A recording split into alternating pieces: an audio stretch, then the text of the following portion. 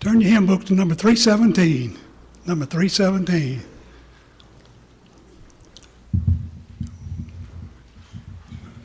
We'll be led in prayer by the song leader will be Brother Steve Harless. Then after that song, we have a prayer by Brother Bradford, and then we'll have a lesson. Okay, Steve?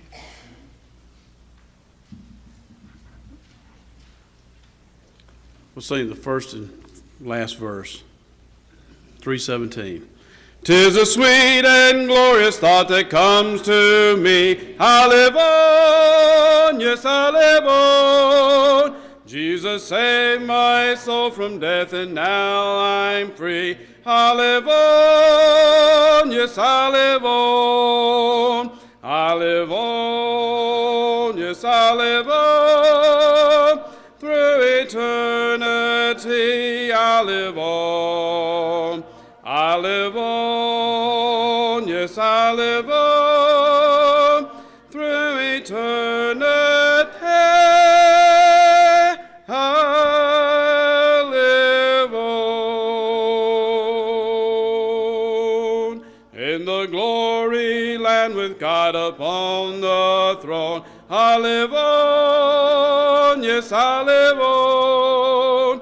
Through eternal ages singing home, sweet home, I live on, yes, I live on. I live on, yes, I live on. Through eternity I live on. I live on, yes, I live on. Through eternity I live on.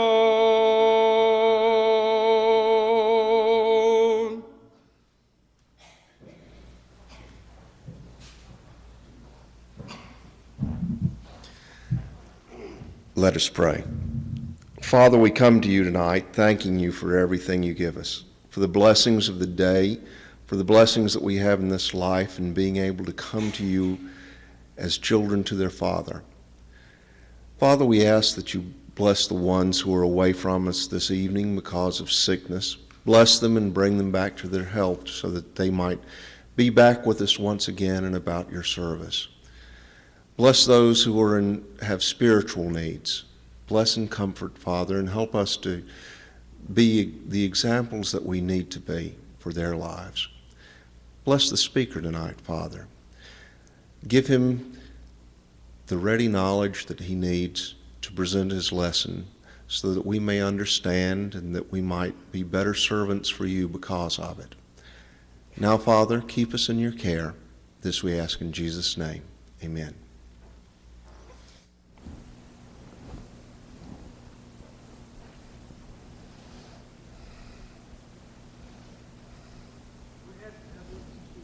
William from the Lincoln congregation, he'll be our speaker for the evening, for the William.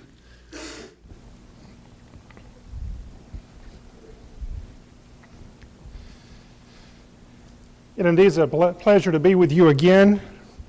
Send you greetings from your church family at Lincoln to you. Thank you so much for what you mean to us in this community, for the work that you do. Some very special people here that we have known and loved throughout the years, and we're very appreciative of all that you mean to us. Have some relatives in the audience that worship here as well as other places. Always good to have relatives and family here. But I want to extend a thank you to you for one of your very own that now we have claimed through marriage. And that would be, of course, Tyler Rosenblum. I cannot say enough about how much Tyler is loved and appreciated at the Lincoln congregation. Certainly his mom and his dad and his brother and his relatives, grandparents, and others. So many of you have played a tremendous role in his life, like that of Timothy. He's learned faith from that of his family, as well as so many of others of you that have had a tremendous part to play in his life and maturation process. We are appreciative of him and Ashley. They do a tremendous job. He now is working with us as our youth minister, was the associate, but now he's the regular guy. And he and Ashley are doing a great job. But I want you to know that we appreciate him, and we know that he could be here. We're glad that he's with us and appreciate what he and Ashley mean to us. But I want you to know that you've done well with him and so many others like him and like others of your female group that have gone on and done a tremendous job wherever they worship and wherever faith they've learned. I talked to Tim concerning the idea of what we might do for our time together. And of course, if you have a handout, there was a handout there at the back that was supposed to be given to everyone. If you fail to get one, raise your hand and someone maybe can get, okay. Can someone in the back get it? It was on that, there in the very middle there, but it will deal with our lesson this evening. But I'd like to talk about life after loss. The shortest verse in the Bible perhaps is the most powerful one. John 11:35. Jesus wept. Now I'm not going to ask how many of you use that as your memory verse when you were in small Bible classes. We all did that. But that tells us something about the life of Jesus. And it tells us something about the heart of Jesus, as well as the way that Jesus saw individuals. Jesus wept. Grief and loss are just as natural as life and conception. It is something that is a reality.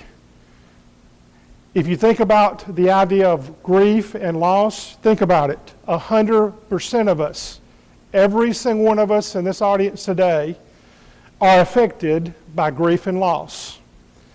Because either someone will grieve because of our loss, or we will grieve because of their loss.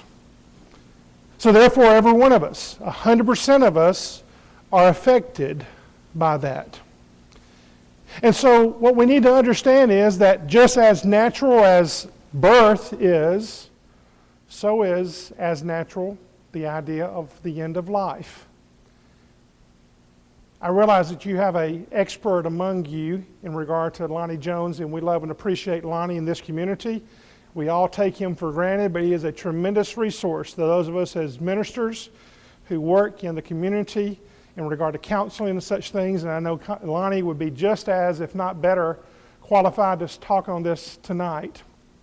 But what we want to do is basically let you dictate what we're talking about for the next few moments. Here are 20 what I call snippets of grief issues, topics that deal with the idea of grief in one way or the other. And I'd like for you to dictate what we're going to do tonight by just calling out a number, and we will briefly, we obviously won't say everything that needs to be said about the subject, but at least we'll briefly say something that hopefully will help you or give you some information that you can gain or use at some other time. So we just open up the floor now. I think there's someone over here that's got some other people that need to receive it. Okay, just someone call out a number. 7. And if I'll get my numbers in front of me to see what number 7 is. And wouldn't you know it, I didn't get one for myself. Yes, I did.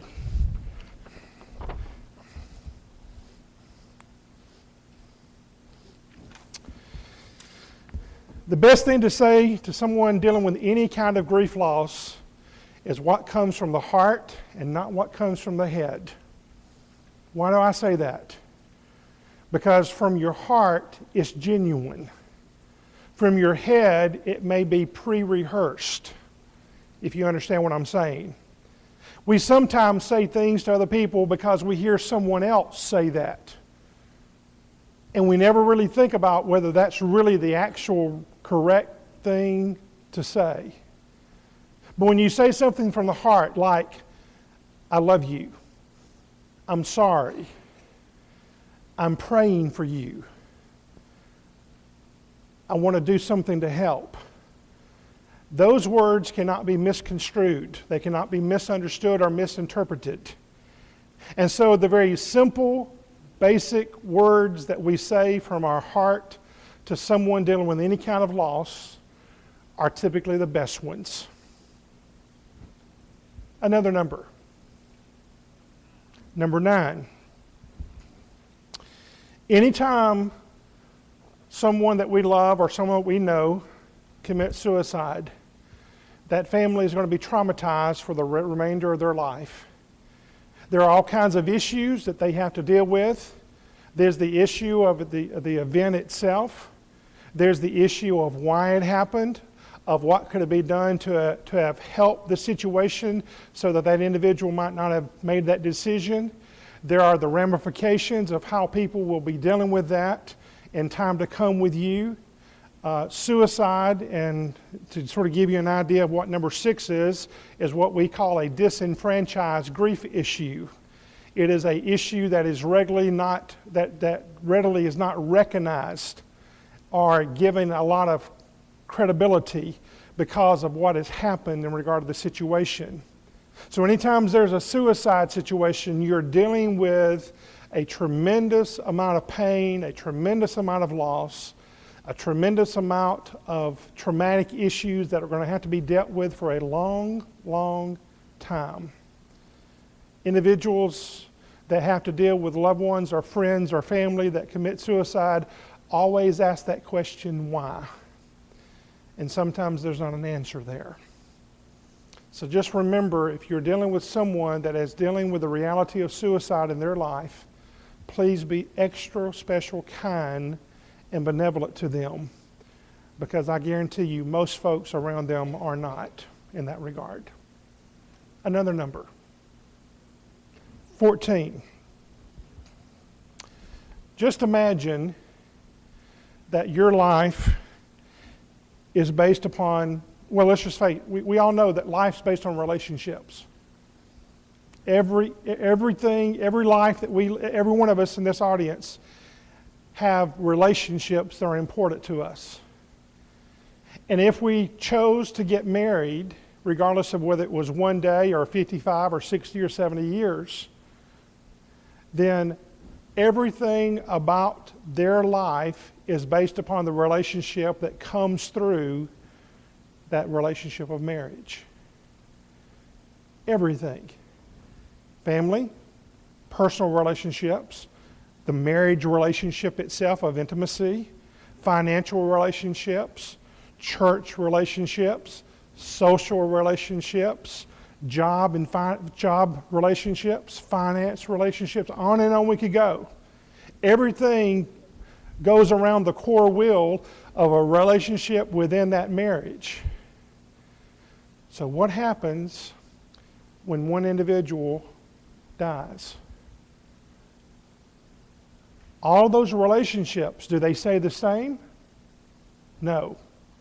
They're changed forever. Now, that does not say that you cannot go back and have a good life in time to come in dealing with a loss situation. But what it says is that every one of those things that I mentioned, personal, family, intimacy, social, church, job, finance, all those are going to be altered by that one loss of life. Years ago, when I was doing something over at the senior center in counseling with Laughlin Funeral Home, I had a lady come, and we were doing monthly classes. I had a lady come. She only came one time. I don't even know how she heard about the class, but she came one time. She walked in, she sat down, and she said, "Is this the class that deals with grief?" And I said, "Yes, ma'am, it is."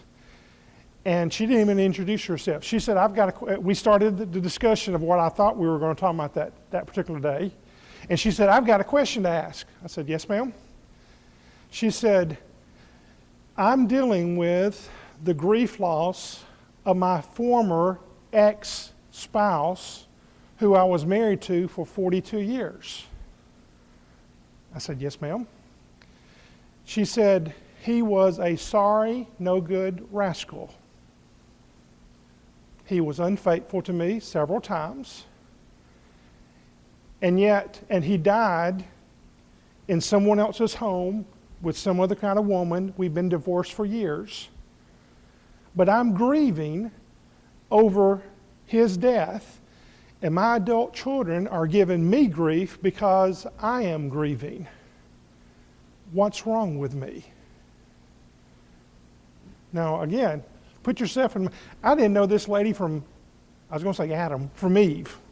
Didn't even know her name. And I said one of those prayers that preachers and our counselors say, Lord help. And I said, ma'am, did you ever have any good days with that man for 42 years? She said, I sure did. I said, was he the father of your children? She said, he sure was, and said, my daughters loved him as their dad. I said, ma'am, what you're grieving over is a relationship that lasted for 42 years, good and much bad. But I said, you're grieving over the fact that they no longer have a dad that they can go to. She said, well, what do I tell my children? And I told her, I said, tell them to come back in 42 years and you'll be okay. And I said that facetiously, but the point that I was making was what? We have history with people. And brethren, and I'm sure you have widows and widowers just like we have at Lincoln.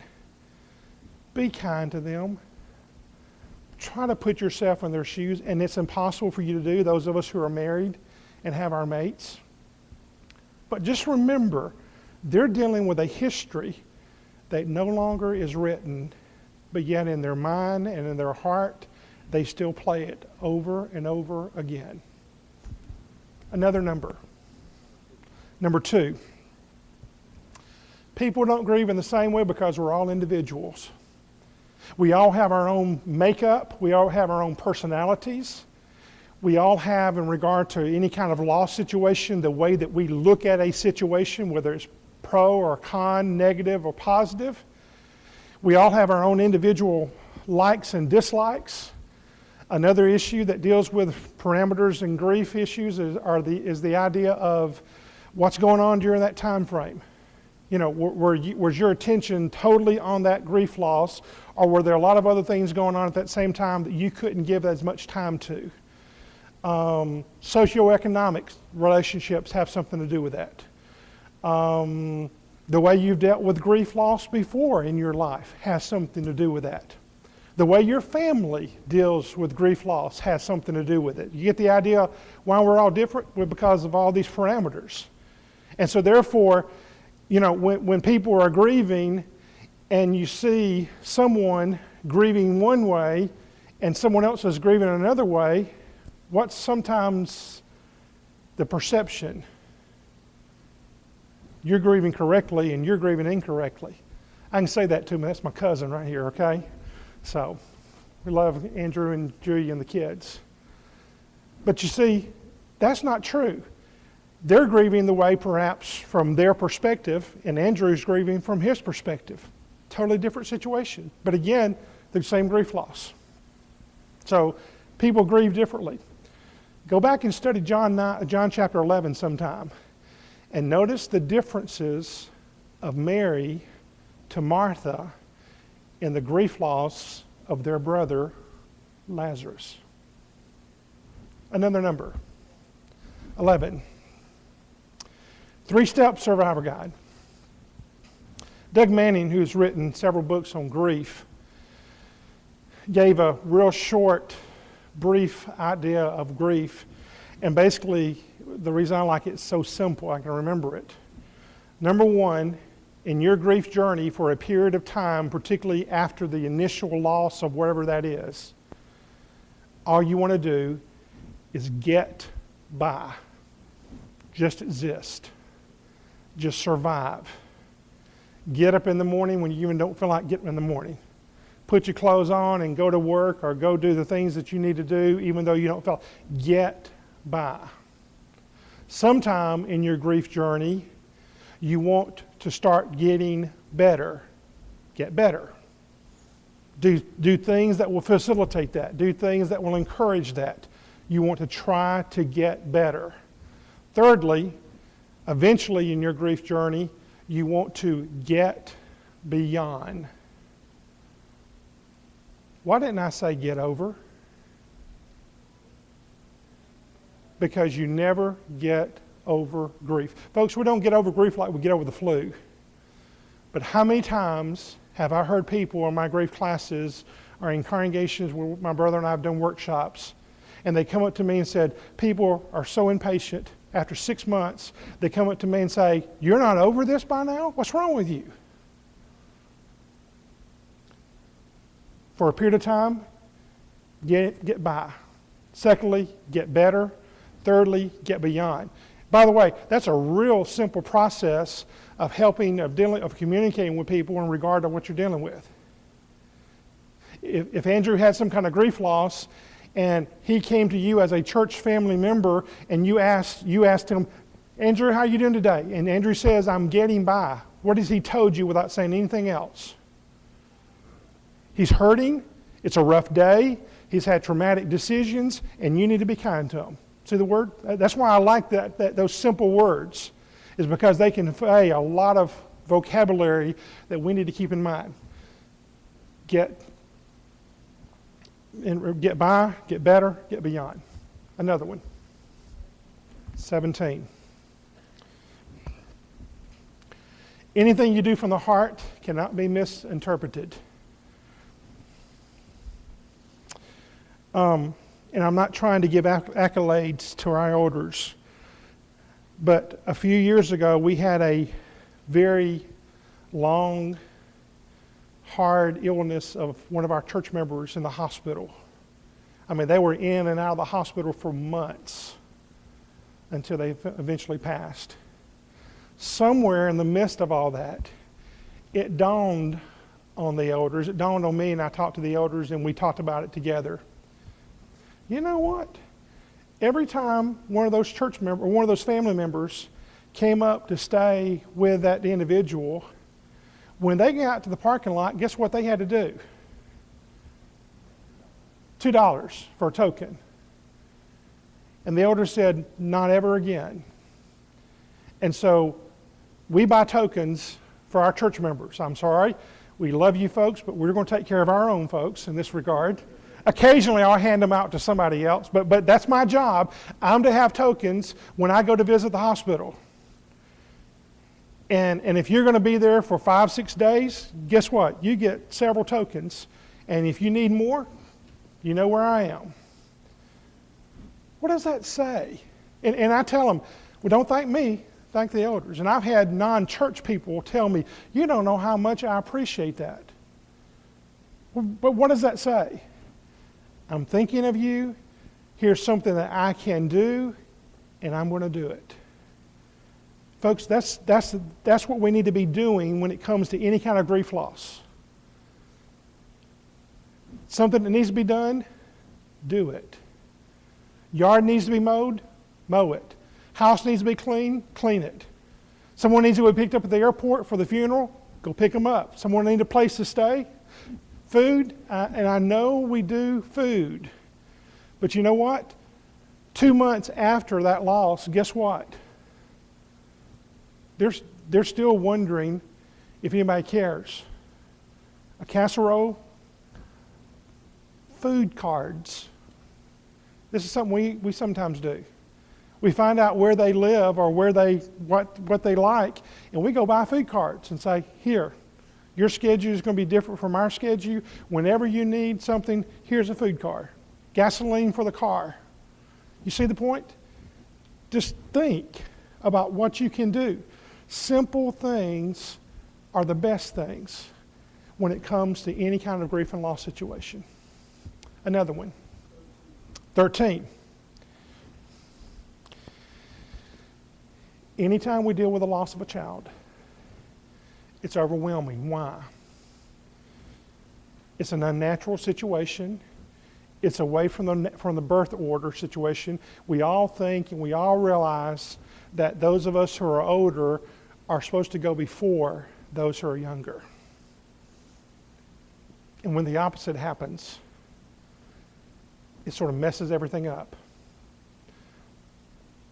The family deals with a history that no longer is there. All they have is memory. And let me just go ahead and add this as well. It's not just, and I'm not trying to take away from the loss of the death of a child or wherever the situation is, but let's go ahead and let's go back to prenatal situations as well. stillbirth, miscarriages, all those kind of things, tremendously traumatic for the family. And how many of us, without saying it sometimes, sort of give them the idea, well, that wasn't a real loss experience. Don't tell that to mom and dad, who've been wanting that child and loved that child and wanted it more than life itself. You see the point? Anytime there's a loss of a child, regardless of the relationship, you're dealing with every kind of emotion and then some, because it was someone that was innocent, it was someone that was loved, it was someone that was protected, that was to be protected, and guess what? Somehow, regardless of what the situation may be, there's often that thought, I didn't do what I was supposed to do as a parent. I know. I've been there in regard to miscarriages with my wife and with our children. I know those feelings. And probably many of you know those as well.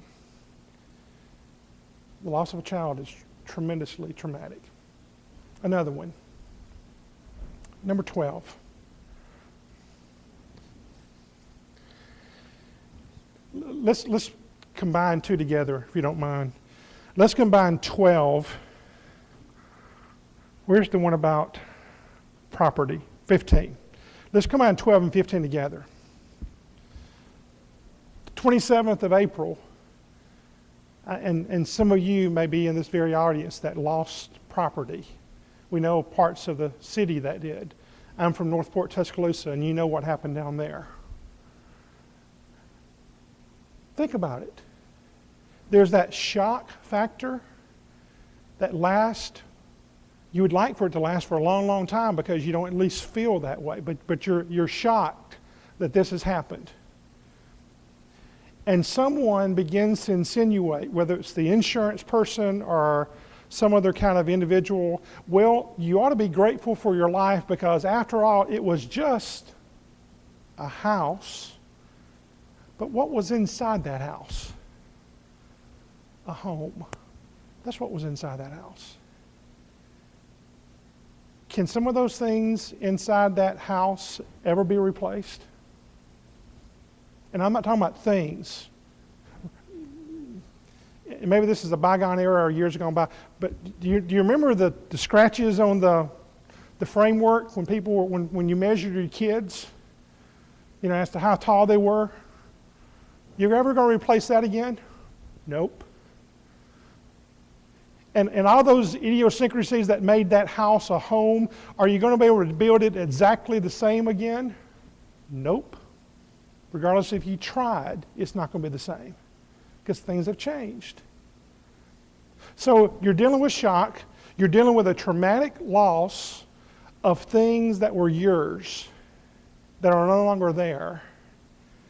And then something terrible happens. People around you that have been supportive and kind and loving and helpful and useful, and we just keep adding on to all those adjectives. Guess what happens to them? They have to go back to life, their life. And so therefore, you're stuck there still dealing with this traumatic loss in your life. And guess what? You sort of fell alone after a while. Let me tell you a wonderful story. I mentioned Tuscaloosa. The Central Church of Christ in Tuscaloosa, Hargrove Road was destroyed. It was so damaged that they had to knock it down. Brethren from Birmingham, a man who was a general contractor, after the first weekend of that horrific, terrible tornadoes that came through there in Tuscaloosa, said, I can't do a lot, but I can send my team of demolition people and we can clean your property up. And for a whole week, he sent his crew, including every kind of machinery they needed, to clean off that lot, hauled it off to where it needed to be hauled off. They said, what's the charge? He said, $0.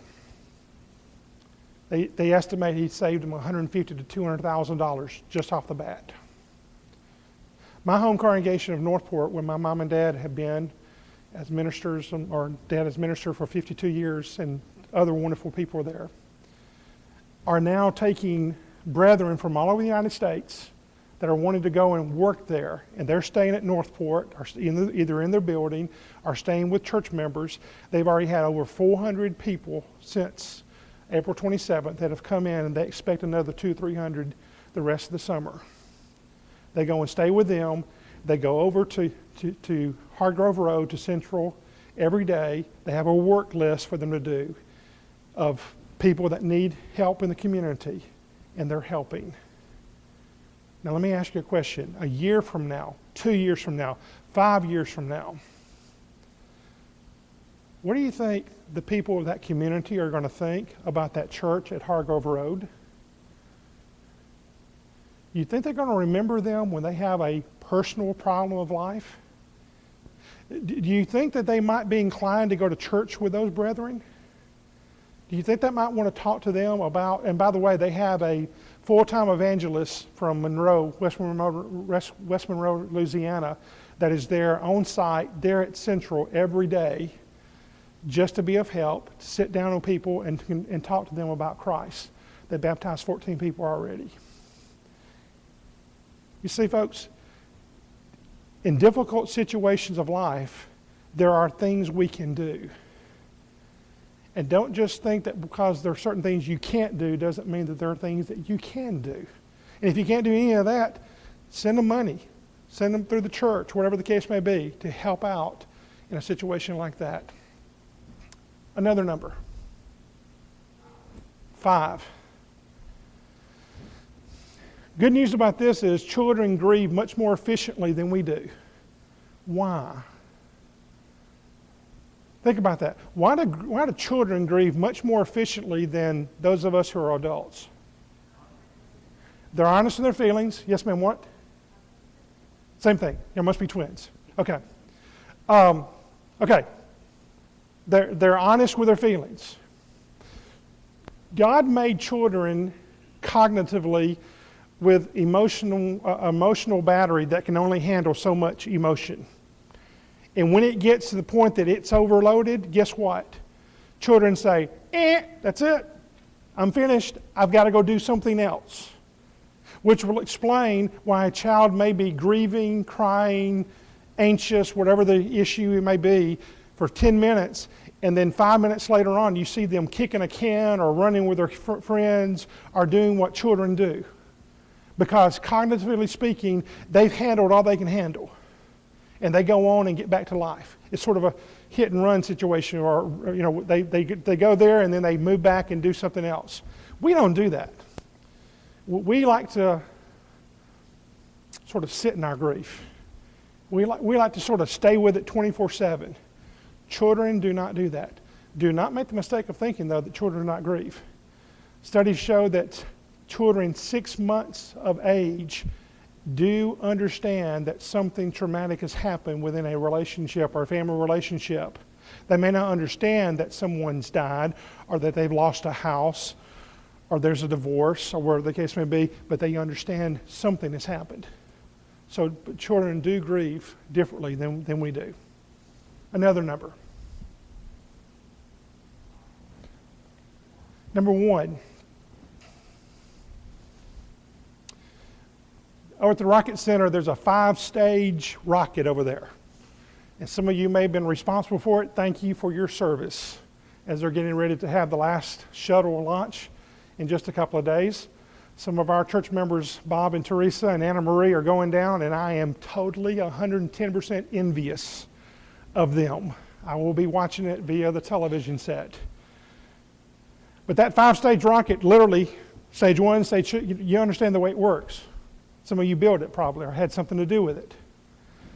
But that's not the way grief works.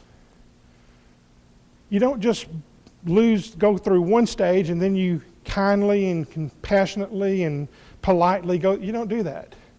It's just a mess. It's a ball of emotions. And so therefore, instead of calling them stages, and I know there's a technical term for it because of a psychiatrist in the 1969 who wrote a book on death and dying, But she later on said, I didn't mean for everyone to think that this was the model for grief. Her name was Dr. Elizabeth Kubler-Ross. I like the word phases because you move in and move out of something. You have feelings that change. A person can be depressed when they get up in the morning, and then some good news can happen, and they can become joyful for a period of time, and then they start getting sad again. And in other words, they move in and out of. So therefore, that's why I like to call grief phases instead of grief stages. Another one. 19.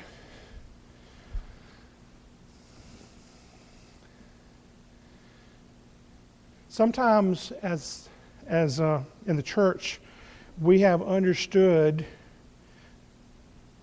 even if the minister and others have not said it, but we understood that if we do what's right, everything's always going to work out okay. Well, ultimately, that's true. Romans 8:28 teaches that, and I certainly believe it. But remember what Jesus said in John 10, in this life you will have tribulation. And therefore, that means that we will deal with some kind of loss. We will deal with some kind of experience of grief and loss in our life. And if we mistakenly think that it's connected to my perfection or my imperfection, then I'll start withdrawing from that, because I'm thinking, well, Lord, if you were supposed to be watching me and taking care of me, why has this happened to me? In fact, go back and look at those questions in the Bible. There are several people that ask that question. I think the first guy nomination would be Job. He thought that, and that's exactly what his friends suggested. Well, God wouldn't have given you this had you not sinned, and therefore there's that understanding.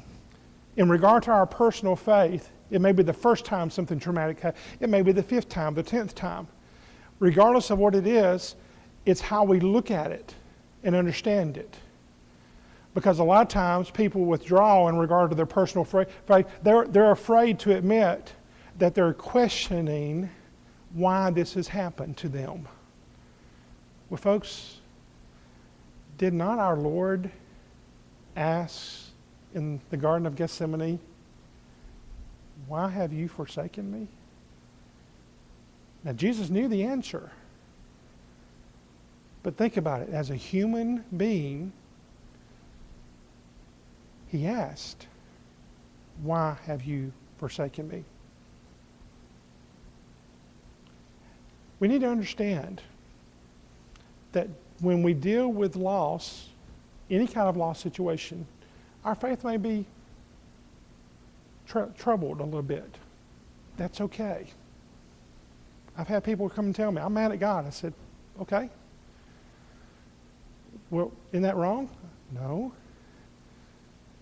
I said, it's wrong if you're mad at God and you don't give him the chance and the opportunity, and more importantly, to grow toward him, because he's not moved, you've moved. If you're falling away from God, God's always there. He always cares. I've always said that when I deal with someone that's dealing with a faith issue, I've got to build a bridge, because there's a chasm there. It may be a chasm of doubt. It may be a chasm of skepticism. It may be a chasm of wondering why. My work, my job as a minister, as a Christian, is to build that bridge and keep it strong. To constantly remind them that God is our helper and he will not leave us, and therefore we do not have to fear what man might do with us. Hebrews chapter 13, among other places. Another one. 3.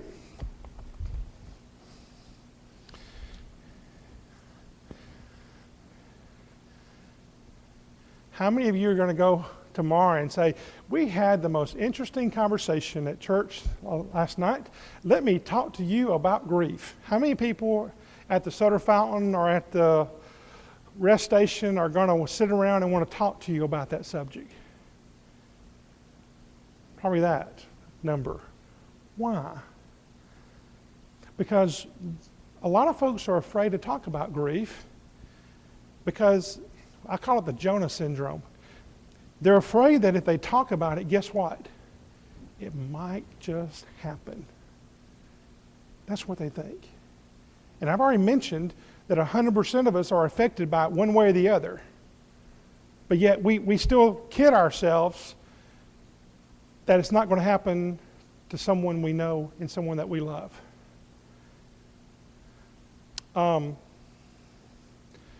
We're afraid of people's feelings. We're afraid that we will say the wrong thing. We're sure that we're going to say the wrong thing. Some of us are that way. I know of a nurse in Florence that my brother knows real well, that anytime she goes into any kind of grief issue, doesn't matter what it is, she asks one question and one question only. And this could be, sometimes she goes in and she's a total stranger to these people. She just knows the connection, knows them, or she may be very, very close, intimately involved with them. And she goes up to them and she says these words, "I am sorry. Can I give you a hug?" That's all she does. And you think about how simple that is. And you think about what that action, gesture, says about her and what she thinks is important. But yet we're afraid of their emotions. Do you think for a moment that anybody that is intellectually stimulated to the point that their brain is working correctly, that they will ever forget the date 9/11/2001? And some of you can go back to December 7th, 1941, Pearl Harbor. April 19th, 1984, the bombing at Oklahoma City. Do you think any of those people connected and involved in those situations are ever going to forget those dates? Yet I guarantee you,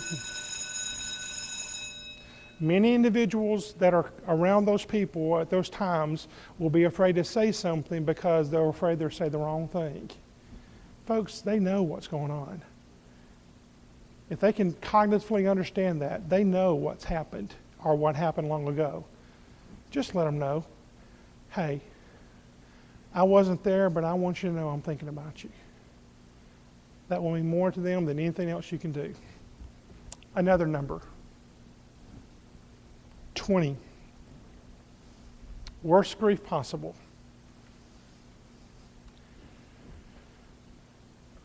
Among the possible top contenders in these regards: murder because of what happened, suicide because of the pain involved, the loss of a child because it's so unnatural and out of the birth order,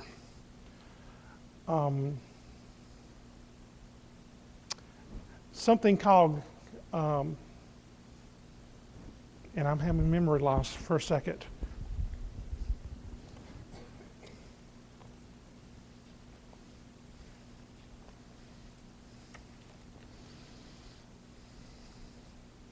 Cumulative grief loss. One grief loss that's not been taken care of on top of another one, on top of another one, on top of another one, to the point that someone's just overwhelmed. They can't even deal with anything because of all these losses on top of one another. And so when all that happens, those are tremendous, terribly hard, traumatic losses that they're going to have to deal with. And anybody around them needs to understand that. Let's do one more before our time is up. 4. Remember, grief is individualistic. Doesn't matter whether you and your loved one, you and your mate, you and your family are all grieving over the same loss. You're grieving differently because you're an individual. You're an individual. You're dealing with it from your perspective of that loss situation. Grief is affected by all kinds of losses other than the loss of an individual. There are all kinds of things that are very traumatic that we need to give time and attention to. Another thing is that grief is that once a person deals with grief, they're going to be a different person. When you come out on the other side of grief, most of the time, those people, particularly if they've effectively dealt with their own grief loss in a very good way, are going to be much more kind, much more compassionate, and much more understanding of other individuals. One final thing as I close. Remember, there's not a time limit on grief. We will, in one way or the other, always remember that loss, whatever it may be, and as long as we deal with it effectively, that's okay. Thank you so much for your kind attention tonight. I hope it's been helpful and useful, and it's a privilege and a pleasure to be with you again.